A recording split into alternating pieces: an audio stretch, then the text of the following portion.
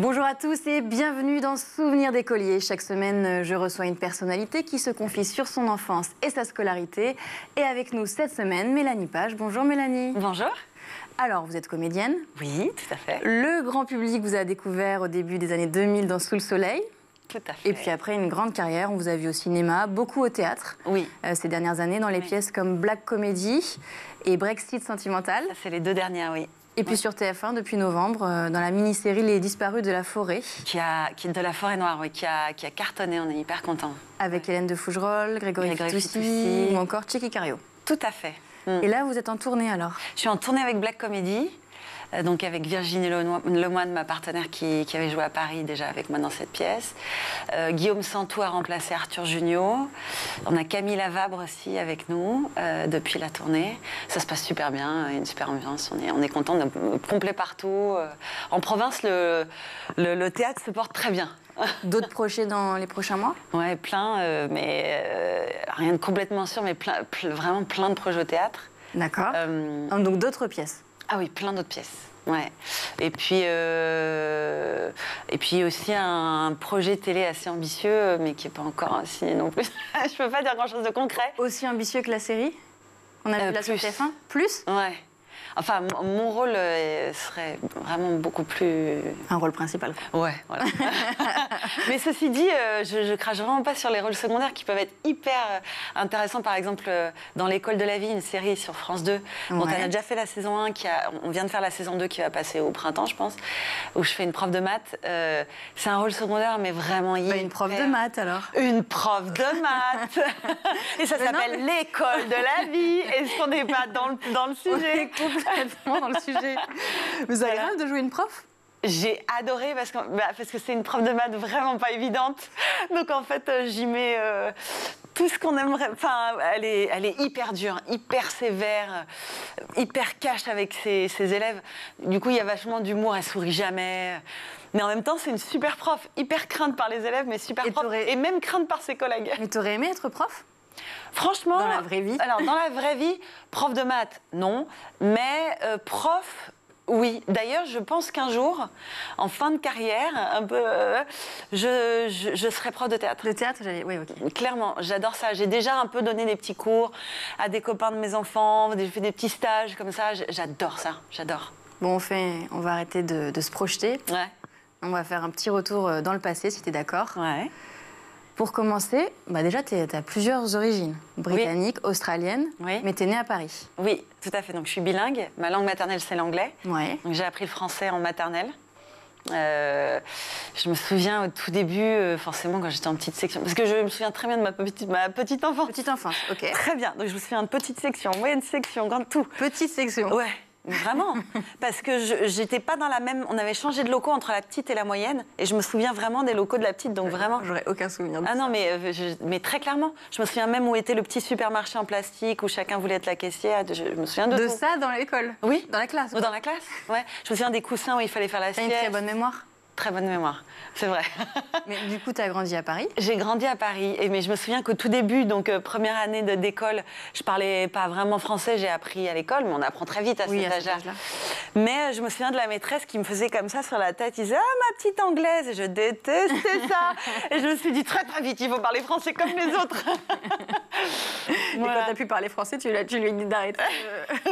Non, mais quand on est petit, on n'ose pas, mais en tout cas, je m'en souviens. Et du coup, quel rôle ça a eu, ces origines, dans ton éducation? Je crois que c'est génial d'avoir plusieurs origines parce que c'est une ouverture sur le monde tout de suite. Déjà, j'ai toujours habité à Paris, mais j'ai vu Paris aussi à travers des yeux de touristes, d'étrangers qui aimaient cette ville autrement que comme des Parisiens qui la voient pas, voilà, qui sont blasés. Et donc, j'ai toujours trouvé Paris très beau. J'ai toujours visité Paris. Quand on avait de la famille qui venait, on faisait les musées, comme des touristes. J'ai monté la Tour Eiffel 10 fois, alors que les Parisiens ne le font pas, quoi. Donc, je pense que d'avoir plusieurs cultures, ça ouvre sur le monde. Et puis surtout, on est quand même différents suivant... Mais après, tu n'as jamais quitté Paris, au final? Non, je suis partie 9 mois à Londres. Mais sinon, non, franchement, c'est une ville magnifique. C'est extraordinaire de vivre ici. Et tu étais quel genre d'élève?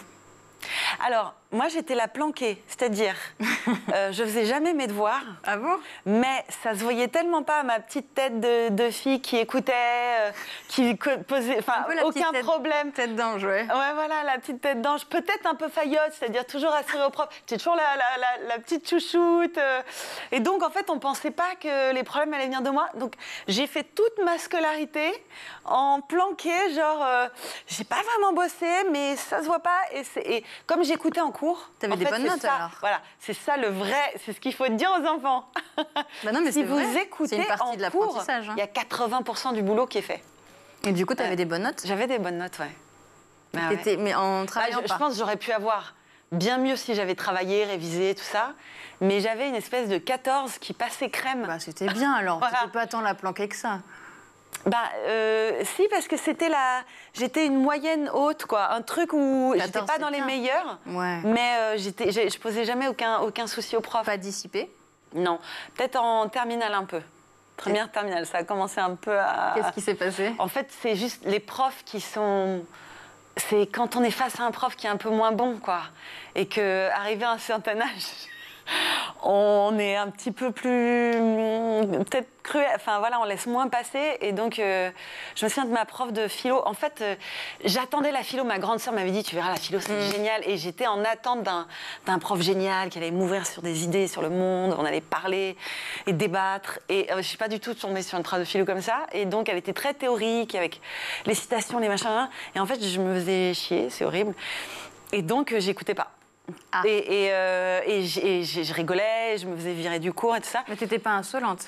Non, mais je l'écoutais pas, parce qu'elle m'intéressait pas. Et j'ai eu au bac 16 sur 20 en philo. Ah oui, donc... Pas du tout grâce à elle. T'as travaillé de ton côté énormément? Non, c'est horrible à dire, mais non, pas tant que ça. Il faut quand même avoir... Non, mais il faut avoir un peu de théorie quand même. Alors, j'avais révisé en fait, les grandes lignes, les grands auteurs, vraiment, histoire de me dire... J'ai encore la planquée au bac, j'ai fait la planquée, j'ai fait... Alors, je pense que pour avoir... le minimum. Ouais. Alors, plus maintenant, hein, plus maintenant. À l'école, je faisais ça. Maintenant, au théâtre, je travaille comme une acharnée. Mais à l'époque, je me disais...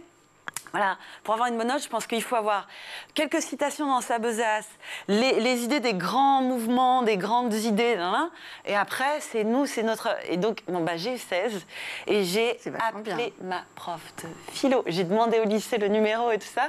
Je l'ai appelé pour lui dire... T'as vu les résultats? Non. Et je l'ai appelée pour lui dire, j'ai dit, madame, je ne sais plus son nom d'ailleurs, je ne le dirai pas après ce que je viens de dire, et je lui ai dit, j'ai eu 16. Elle a eu tellement les boules parce qu'elle me détestait. Ah bon, à ce point-là? Bah oui, parce que j'avais un peu foutu le wild dans son cours. Donc, ça, c'est une super note en philo. Et elle a dit... de faire plus, en fait. Mais vous savez ce qu'elle m'a dit? Elle m'a dit, eh bien, je pense qu'on vous a noté généreusement. Jusqu'au bout.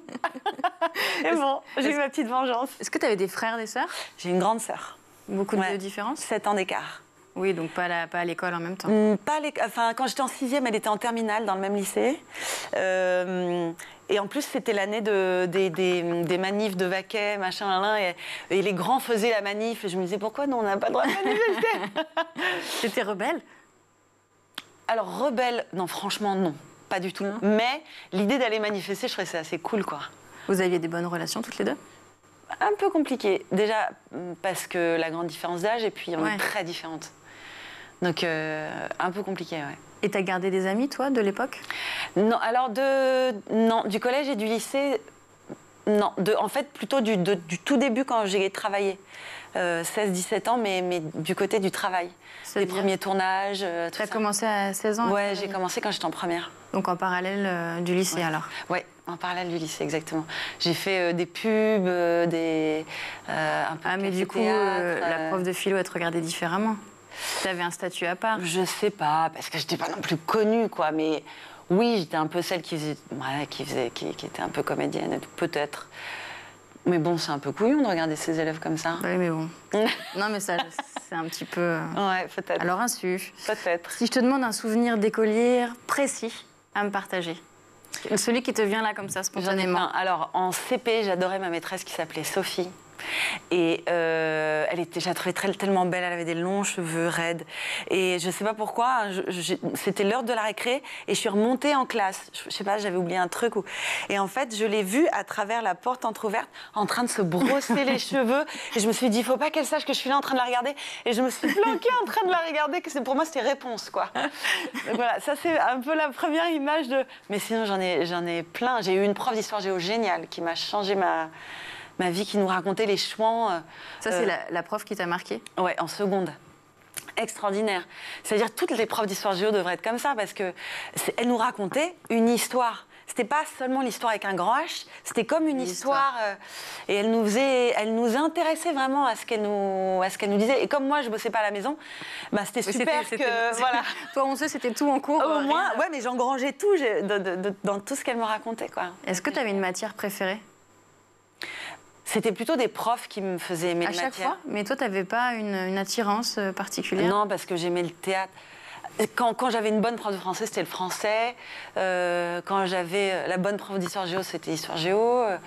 Alors, l'anglais, j'étais bilingue, ça aurait pu être mais en fait, j'aimais pas trop les cours d'anglais parce que, pour être honnête, en France, on a un petit problème avec les profs d'anglais. Non.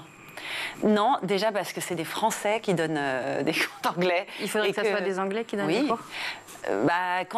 Dans les écoles bilingues qui sont souvent privées, les profs d'anglais, c'est des Anglais ou des Américains. Oui, ça paraît un peu logique. Ou en tout cas des anglo-saxons, c'est-à-dire des gens comme moi, quoi, des gens qui ont... Ils avaient un accent très fort. Un accent, mais à couper au couteau. Ils faisaient des fautes. Alors moi, du coup... Tu les reprenais? Je les reprenais. Alors il y en a qui... On a compris le caractère. Il y en a qui aimaient bien, qui se disaient, ouais, je vais me la mettre dans la poche pour qu'on soit un peu un binôme et ça se passait bien. Et c'était plus intelligent, je pense, de réagir comme ça, parfois même qui me demandaient. Mais tu avais 20 sur 20, du coup, tout le temps? J'avais des bonnes notes. À part, en 6e.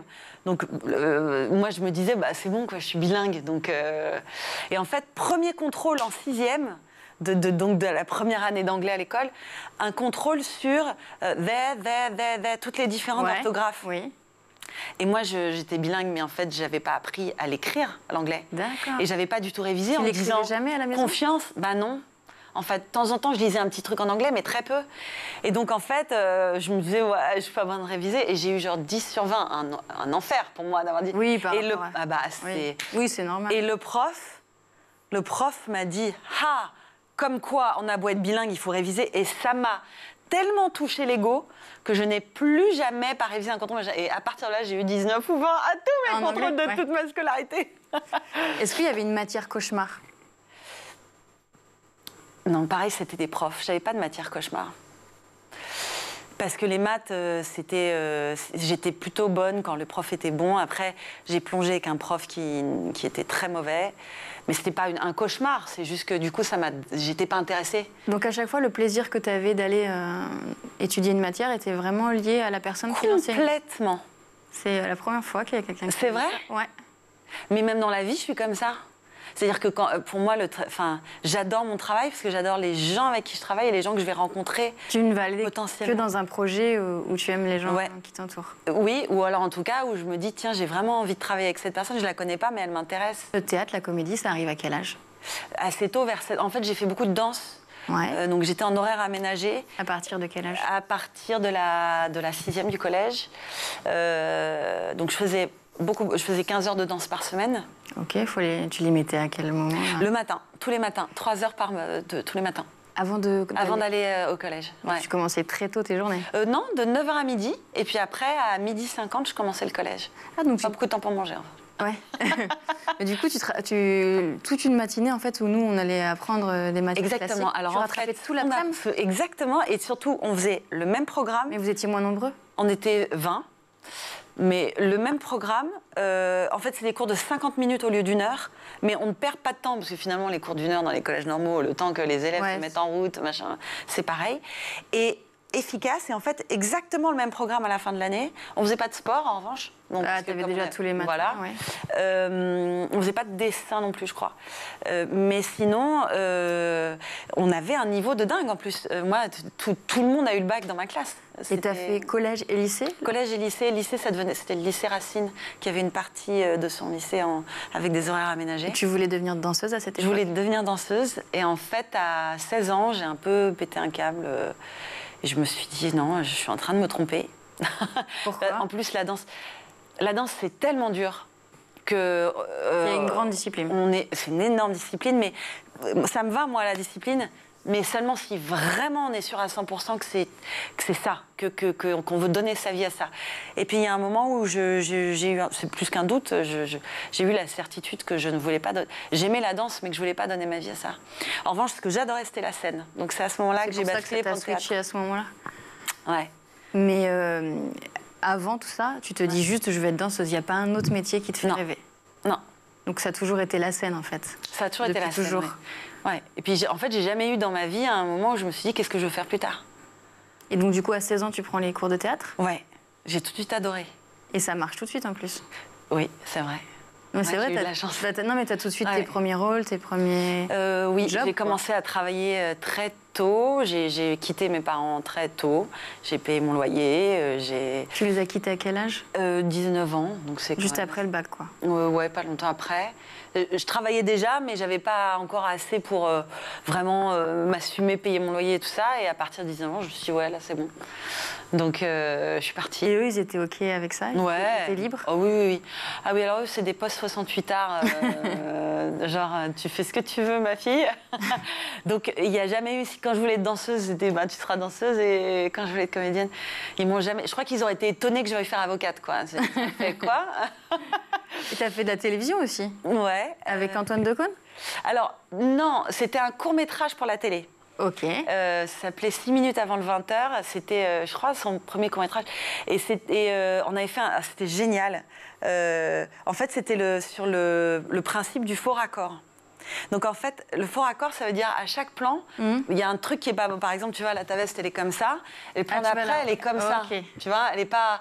Ça crée dans un film normal... Ça crée un faux raccord. Ça crée un faux raccord, ça va pas, c'est un problème. Et lui, en fait, à chaque plan... Et au début, c'était des tout petits trucs. Tu vois, un petit machin. Et puis, en fait, ça devenait complètement fou. On avait des perruques, on changeait de robe. Je me souviens, à un moment, j'avais une robe Paco Rabanne. C'était hyper drôle et c'était sur la préparation avant le JT avec la maquilleuse, ça, c'était début, ça. Ah, c'était... ouais, j'étais hyper jeune, j'avais fait d'autres trucs avant, mais j'étais... T'as aussi fait du cinéma dans tes débuts avec Jean-Claude Van Damme? Non, ça, c'est un truc sur Internet qui est faux. C'est pas vrai? Ouais, j'ai jamais pu le... Mais d'où ça sort? Je sais pas, je ne sais pas. Quelqu'un a dû mettre ça sur Wikipédia, ça a fait le tour de 2-3 sites, machin, et tout le monde me dit, t'as tourné avec Jean-Claude Van Damme? Absolument pas, je ne connais pas cette personne. Mais c'est vrai? Non, mais vraiment. C'est énorme que ça soit resté ah ouais, longtemps. tout ce temps. Bon, écoute, il y a un moment, j'ai essayé de l'enlever à un moment, puis après, c'est qui êtes-vous pour l'enlever? Je sais plus, il y a un truc, oui. Bah c'est moi, puis je sais pas, après c'est revenu. Il y a quelqu'un qui veut vraiment que j'ai tourné avec Jean-Claude Van Damme, parce qu'il remet l'info à chaque fois, je fais, ok gars, vas-y, c'est bon, j'ai tourné avec Jean-Claude Van Damme. Bon, si tu veux bien, on passe à la dernière partie de l'émission, ouais. Où là, on va parler beaucoup plus spécifiquement de l'école. Quel regard tu portes sur l'école d'aujourd'hui? Alors, j'ai 3 enfants. J'en ai un en CM2, une en 3e et la plus grande a passé son bac l'année dernière. Bon, moi je trouve que prof, c'est vraiment le plus beau métier du monde. Ils font un boulot génial, vraiment respect. Après, dans le système, moi je pense qu'en France on se plante. C'est-à-dire que le système que moi j'ai fait, c'est-à-dire aller à l'école soit que l'après-midi, soit que le matin, et avoir du temps pour faire autre chose, s'ouvrir à autre chose, des arts, du sport. Des horaires aménagés, en fait, pour tout le monde. En fait, ça permet déjà d'avoir...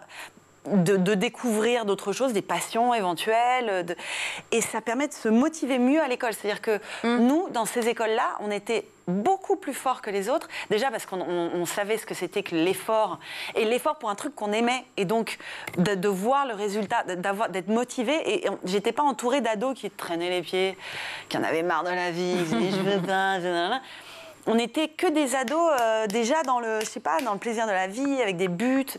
Et je trouve que l'école, déjà c'est beaucoup trop long une journée d'école complète avec éventuellement 2 heures pour manger. 2 heures c'est pour trop long, manger. ouais. Ça n'a aucun sens. Ouais. Enfin, je trouve que c'est mal foutu. Il faudrait faire des journées plus courtes avec la potentialité. Alors évidemment pour les parents qui peuvent pas. La potentialité que l'école offre, je sais pas, du sport, autre chose. L'après-midi. Voilà, ou l'ouverture à ce qu'ils fassent ça ailleurs. Mais en tout cas, je pense que les enfants, pendant trop longtemps, on leur donne que de l'école, que du rabâchage de maths, de français. La vie, c'est autre chose aussi. Même la nature, faire plus de sorties, apprendre les arbres, les animaux. Enfin, ça, c'est l'école de demain pour toi. Ah ouais, mais carrément, carrément. Il y a plein de pays qui l'ont déjà compris. Hein. Oui, ça c'est vrai. Oui. Non, voilà. Vrai. Et ça marche très bien. Donc, je pense qu'il faudrait vraiment repenser ça d'une manière. Et pour tes enfants, tu les laisses libres? De ce qu'ils veulent faire plus tard, complètement. C'est pas important pour toi qu'ils fassent des études poussées? Pas si. Alors, s'ils sont bons à l'école, tant mieux. S'ils ont envie, tant mieux. Mais vraiment, l'important, c'est de trouver sa propre voie. Parce que si on les pousse dans autre chose, de toute façon, il y a un moment où ça va péter. Et voilà. Ou alors, ils seront malheureux pendant des années. Oui, c'est ça. Vraiment rien. Plus tard, ouais. Notre boulot de parents, c'est qu'ils soient heureux plus tard. Donc le boulot, c'est quand même... Le travail, c'est quand même 70% de la vie. En France, on donne trop d'importance aux études? Parfois, oui. Évidemment, c'est important, les études. C'est juste les études quoi qu'il en coûte qui est un peu dommage. Parce que le quoi qu'il en coûte, c'est l'enfant qui trinque. Donc, Toi, tes enfants, ils ne doivent pas avoir une enfance vraiment comme les autres, puisqu'ils ont 2 parents célèbres. Comment tu gères ça? On le gère sans le gérer, c'est-à-dire qu'on vit ça naturellement. Ce qui est un peu dommage, c'est qu'ils ont appris très jeunes à repérer un appareil photo, à se tourner pour être de dos, à nous dire papa, maman. C'est pas forcément suivi, c'est même les gens. Maintenant, tout le monde est un paparazzi avec les portables. Avec les réseaux sociaux, etc. Donc, si quelqu'un a un portable comme ça, ils sont automatiquement... Ils se sont sentis, en fait, suivis tout le temps. C'est pas suivi, c'est qu'ils savent qu'il faut pas nous prendre, qu'il faut pas qu'ils soient pris en photo. Et d'ailleurs, il n'y a pas de photos de mes enfants sur les réseaux. Nulle part. Nulle part. Et toi, qu'est-ce que tu leur autorises par rapport, justement, à ces réseaux sociaux? Ouais, alors ça, on fait quel usage attention aussi. Déjà, le moins possible. 10 ans, 14 ans, il n'y a pas. Okay. Celle de 18, elle a dû commencer vers, je sais pas, 15 ans. C'est privé, évidemment. Je lui dis de faire très attention à ceux qu'elle accepte, les gens qu'elle connaît pas, ses noms. Tu avais l'impression que tu arrivais un petit peu à pouvoir quand même, surveiller ça? Oui, parce qu'on les responsabilise et en même temps, elles savent que ça peut leur retomber dessus. On leur donne des exemples. Donc les 2 derniers, ils n'ont pas? Pour l'instant, non. C'est rare, parce que maintenant... Celui de 10 ans, il n'a pas de portable non plus. Déjà, chez nous, avant 12, voire 13, celle de 18, elle l'a eu à 13, pas de portable. Mais les autres, à l'école, à 10 ans, ils ont déjà le téléphone, non? Et alors? Non, mais justement, ouais. T'arrives à... Il y en a, non, hein. Il y a quand même d'autres familles comme nous. Oui, mais j'imagine que vous n'êtes pas les seuls. Mais c'est quand même prouvé médicalement qu'avant 12 ans, il ne faut surtout pas que les enfants aient des portables régulièrement autour de leur cerveau. Hein. Donc on le fait pour leur bien, je crois qu'ils l'ont compris. Et puis de toute façon, c'est comme ça. En fait, pour les petits, de toute façon, comme leurs grandes sœurs... Oui, ils l'ont déjà vu, c'est évident. C'est normal. Chez nous, il n'y a pas avant 12 ans, ils ne le demandent même pas. Il n'y a pas de... En tout cas, c'est déjà la fin de cette émission. C'est passé vite, c'était super. Merci, tu as partagé plein de souvenirs. Non, mais c'est vrai, c'était super sympa. Bon. Et moi, je vous retrouve la semaine prochaine sur School TV pour un nouveau numéro de Souvenirs d'écoliers.